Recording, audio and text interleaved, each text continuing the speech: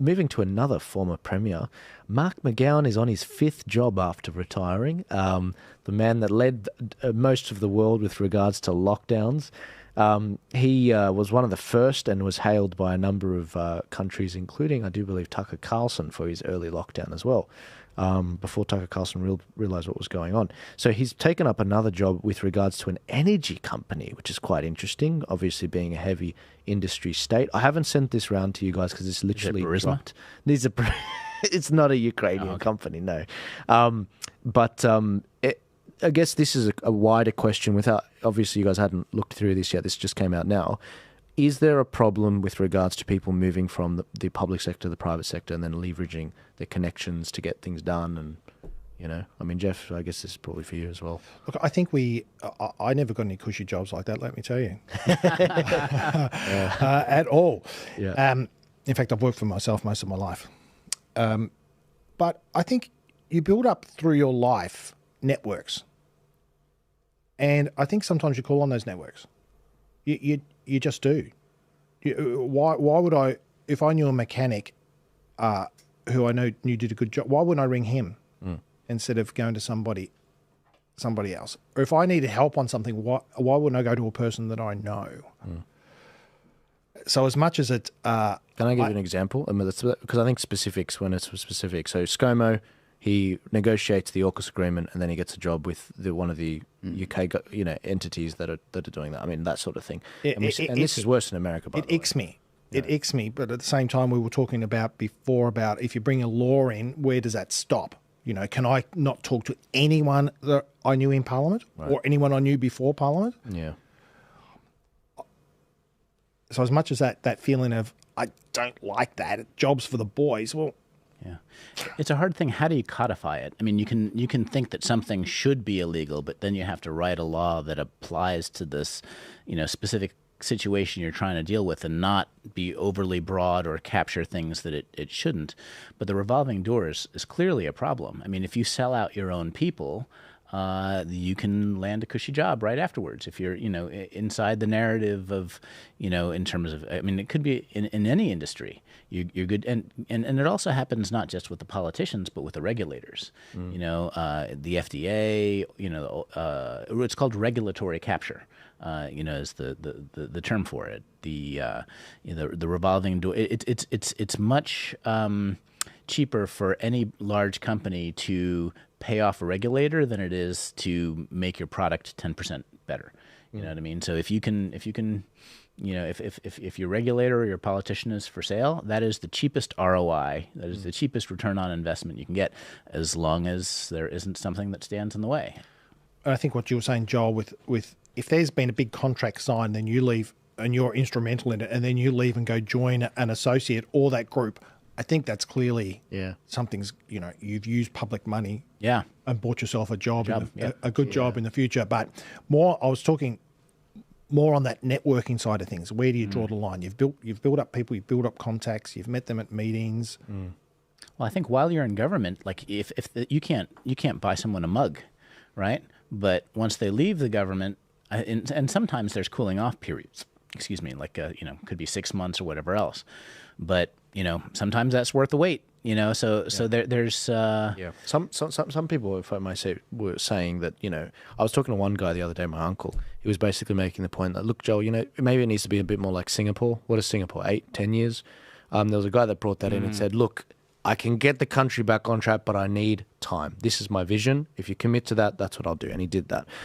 Now, looking back at what's going on in Australia, my uncle was making the point quite intelligently, in my opinion. He was saying, look, Joel, the problem with a 3-year term on a federal level, even on a state level 4 years, is by the time you've gone around repaying everyone that donated to your campaign, and maxed out and whatever, you don't know, you're already trying to get ready for the next election. Whereas if you have a lot longer of a period of time, a bit like some of these Asian countries, then you're actually able to do something for your country. But one of the things I'm trying to do, and this isn't just about complaining, there's a lot of activism we do with our projects and the ARC projects, is we trialled something in the Victorian election, you might remember, Jeff, was we had the transparency reports where you put your address in and it tells you your MP and it tells you their sins. It tells you their voting record on how they voted in Hansard, and it tells you some of the outside Parliament things that were reported in newspapers and everything with regards to what they've been up to. I think we need more of that, and there's actually nothing, to my shock, in Australia like that, so that's what we're doing. But I think people being made aware of it, if they then go and vote for that MP anyway, it's like, as long as it's consensual. I just wanted you to know that that's what he's done. That's it. You know? Some like Australian Christian Lobby, I think at one stage did, when it came to abortion, who voted for abortion, who didn't, and on Christian issues or family issues. But you're talking more a detailed everything on issues. Yeah, basically. So like this is the turning point policy matrix. This is economic, where I stand on economics, on health, on freedom, on democracy, and lockdowns and everything. And there's like 25 questions. Now, who are the MPs that voted either in your favour or against you? So your MP will come up for your area of, Mulgrave, Dan Andrews, and the list is as long as your arm, basically. These are all the wrong things that he did. These are the good things that he did. There really weren't that many. Like the permanent pandemic bill that allowed him to suspend elections if he chose. Stuff like that would be on the negative. And when you click that, it takes you to the resource. That's the sort of crazy thing I built, because there's something missing. We just need more information. Jeff, you're a former member of Parliament. You've written a book on Daniel Andrews. I want to ask you to give Daniel Andrews, out of the public purse, $1 million. And every other MP as well, the same thing, with a catch. No lobbying, no private sector jobs connected to any contract in future. It's all you're an accountant, it's all small business from then on out. But you get $1 million a year. Every MP, including you, for that matter, gets $1 million a year. We close that revolving door. But we burden the Parliament with close on $250 million a year just to lock these people off. And if you got caught, I don't know, public lashings. Okay, maybe not that far, but 20 years jail. Severe breaches for that. Chris, that's why many years ago they used to have a pension. They used to have a pension in Parliament. So when you left, if you'd spent, I think it was 3 terms, and we used to have 3-year terms back then, not 4. So if you did 9 years or you got into your 3rd term, you'd get a pension after that. That stopped in 2004, state-wise, because it came out in, Mark Latham actually came out and he said, Howard, you're not closing down this government pensions. This is a rort, da-da-da. Howard came out, shut it straight away, go, from now on, anyone after 2002 federally doesn't get a pension. Yeah. So if you joined after 2002, bad luck. Yeah. And then the states, Victoria followed suit in 2004. So will you support giving the man who locked Victoria down for 30 days $1 million? No chance. I mean, he's getting his pension anyway, but he was before that 2002. But he has to give $1 million for the rest of his life and 1,000 generations. Other way. Well, I think that could hard to get bipartisan support for that. Yes. I think the problem with that is once we start going down the route of, that was a good try, by the way. I think once because you brought that up on the second show, I think.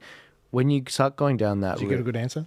No, well, it was okay. It was okay. He got sympathy from me. He did get sympathy from me, because I've heard that from some people. But the problem is, and it's trying to stop lobbying, and I get it. But the problem is, the words of the founding fathers in America come to mind. You can't govern an immoral people. Now, if we start cutting deals with terrorists per se, or the devil, then I think that we're starting to be like compromising our values. And it's like, I personally, in the early days of Australia, especially New South Wales, it was only landowners that could be of the house of the upper house of New South Wales, because they were the only ones that could actually, they had enough money to do it as a service.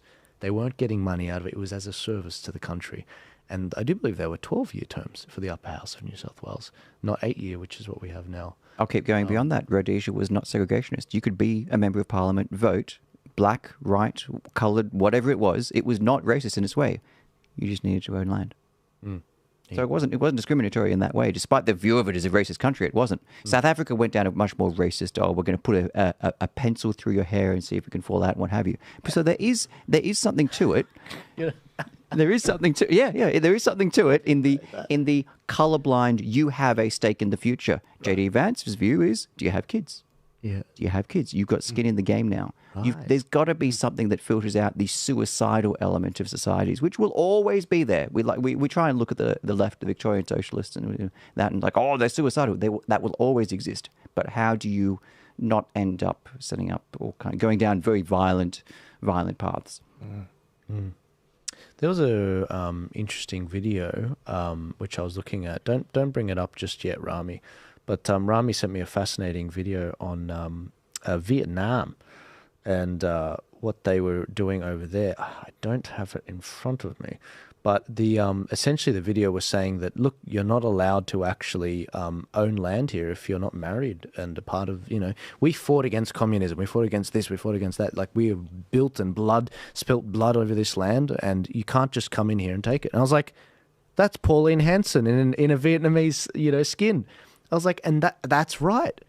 And why is it that they demonize Pauline Hanson and people like that say, my language and my basket's been murdered and this and that? And when I look at it, I'm like, okay, well, why is it there's a reality that the rest of the world operates on, the third world, the second world, but the first world doesn't? Long way to get into that. Why is it? Why are we Western disease, white, educated, industrialized, rich, democratic, weird? Have you heard those before? The West is weird. You got a lot to get through. Yeah, we don't have time. Speaking of which, in the USA, Kamala Harris has chickened out of a debate with Donald Trump. She has been nominated. The Democratic National Party convention's just taken place, and